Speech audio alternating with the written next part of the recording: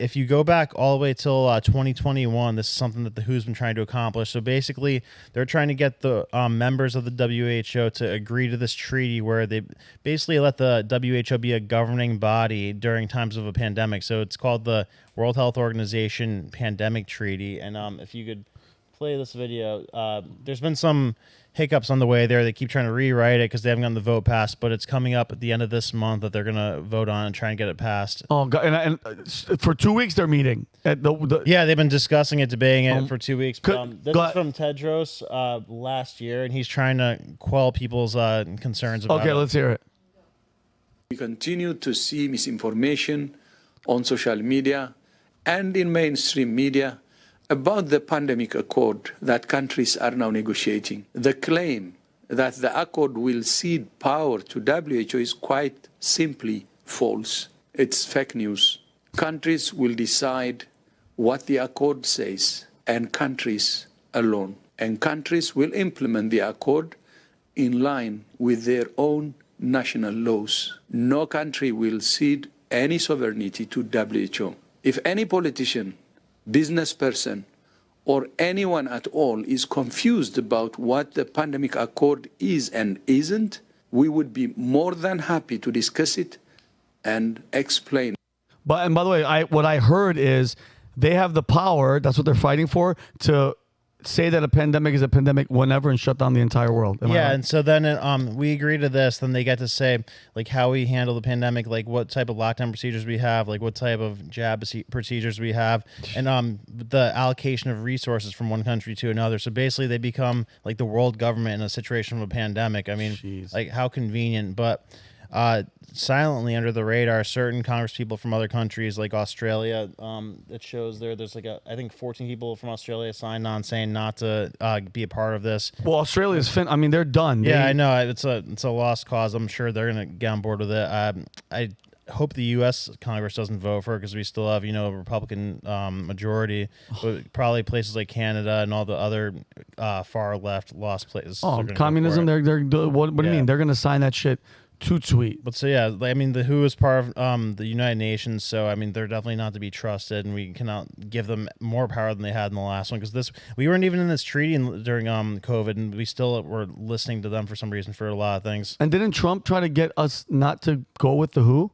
Yeah, I believe he tried to untangle us from them. Try to withdraw us from them. Yeah, and you know who also opposed this treaty was the Slovakian Prime Minister, Robert Fico, who was, there was an assassination attempt on his life earlier this week. He survived it, but he's currently in critical condition in a hospital. So he gets shot the same week that this treaty is getting proposed, but he was also against it. A vocal advocate, they call him Slovenia's Donald Trump. Oh, wow. You look at everybody around the world who's been called the, Trump of whatever other country. I was just watching a montage that somebody put together of all these people, starting with Shinzo Abe in Japan. Yeah. There have been either successful or attempted assassinations on the bulk of these people. Like, really? There's a media headline of, okay, this guy is like the Donald Trump of this country.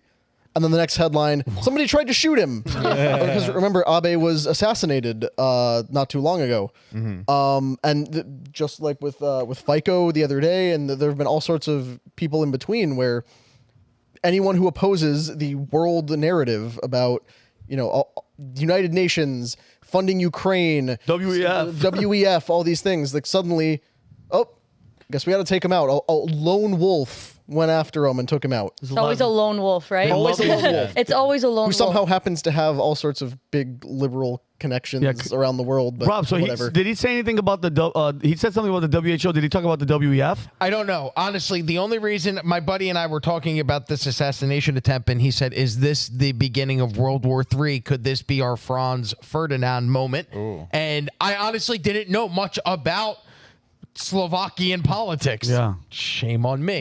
So I've been doing my research, but the one thing that did stand out was his opposition to what Brandon spoke about, the WHO pandemic treaty. I'd have to look further into it. He is not nearly as outspoken as other people like Javier Milei, who you see, like that guy said, like from him to still be alive, I go, how? Yeah. Which I'm grateful that he is and believe this is not like some kind of threat, but you see the guy taking passenger flights with like, clearly the people, and what scares me, I talked about this with my buddy today, was it's not Klaus Schwab and George Soros who are the people that actually scare him. It's the people who control those people who you don't know. Yeah. Like there are people that those dudes answer to. Holy and the shit. fact that Javier Milei can get on a passenger jet and those people think nothing Milei. and Milei. those people think nothing of downing an airliner with a bunch of innocent people on it just to get to him. The guy's in the middle of these, like, he'll be in a protest and he's waving around those chainsaws and he's around all these people in guard. And I'm like, how is that guy still not taken out? Because he is clearly a threat to the establishment. And the question becomes, who is the establishment? Who answers? Who is the one that's pulling the strings of Klaus Schwab, George Soros? Like, who controls The devil? WEF? Could it be the devil? Well, so Could it be he- Satan himself? Like the degree to which I've found for who pulls the strings, so it goes like the UN sets a lot of the law for international policy, and then the donors, or no, the NGOs like set the stage for the UN, and then the donors, the biggest donors, set the stage for the NGOs. But we don't know who those donors are because they could donate anonymously to the NGOs. The Clinton Foundation. I'm just gonna guess. Allegedly, my guess would be the Clinton. It's weird how these guys come into office broke and then, or not broke. I'm sorry. They come into office making minimal money. They do well, $400,000 a year for your salary And as then- president. Then you leave, and all of a sudden you create these global foundations like the Bill Clinton, the Bill and Hillary Clinton Foundation, that's worth hundreds, if not billions, of dollars. Weird. Yeah. Yeah, and you have What are and they actually achieving with those foundations? Do we ever Getting find out what donations. their initiative is? Getting rich. They fixed Haiti, guys. Come on, give them credit. and Yeah. they get donations from foreign entities and foreign countries, and then as soon as they don't get into office, that money just tends to fizzle out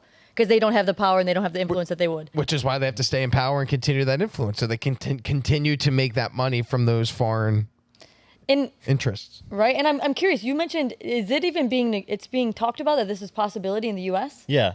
That's insanity. That nobody's that goes talking about against it. everything we stand for, from a constitution, from a local government to controlling that. Like, how is that even And you have being no saying. voiced? And you have no saying. Right. Like, So at this point, could they call the bird flu a pandemic Yeah, and then of shut course. down Exactly. the entire Right. United States prior to November's And election? it's like Brandon Exactly. mentioned, we weren't under the authority of the WHO during COVID either, but we did everything the WHO Yeah, told us. of course. Because even though we're not officially part of it, we have all the people in power who listen to them. We were told, oh, trust the science. You got to follow whatever the experts say. So we just followed them, even though we don't technically have to. And then at the same time, look at all the private businesses that were like social distancing and nobody's allowed in here without a mask. The government wasn't making them do that. They all just decided from the top down, yeah, you know what? All of our customers should wear masks. But because these people told them to. I honestly think that's okay. If you own a private business and you want to make your customers do it, they can choose not to do it. But the fact is, if they're forcing the business owners to do it, because I know a lot of business owners on the flip side would not do that. Like I remember I was in Illinois at the time. God bless that. Thank God I'm no longer there. And I had one yoga studio. I won't even say their name because they stayed open during that. They were small enough, but they were like, no, if we shut down, there's no way we're going to reopen again. And so, I mean, I would go there because that was the only place I could actually go work out because they shut it down.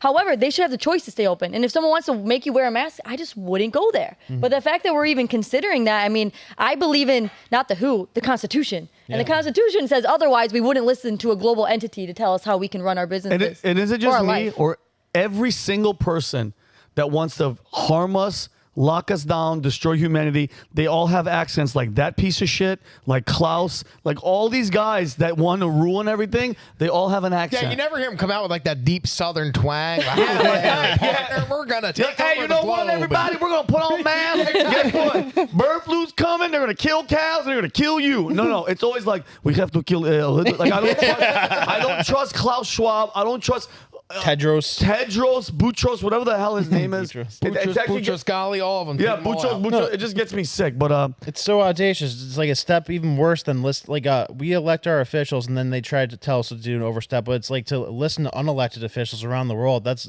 audacious and yeah, unthinkable. who the hell told him that I didn't pick that guy to be in charge of Never shit? thought- Bill Gates to be in charge Nobody. of viruses No. or farmland or geoengineering mosquitoes. Yeah. Not Like, me. so all of a sudden, the guy was good at making windows. Like, there's a lot of people that can get on Microsoft Word. Great, okay, that's your expertise. But all of a sudden, he became a specialist in infectious disease. The nerd was making computers in his garage.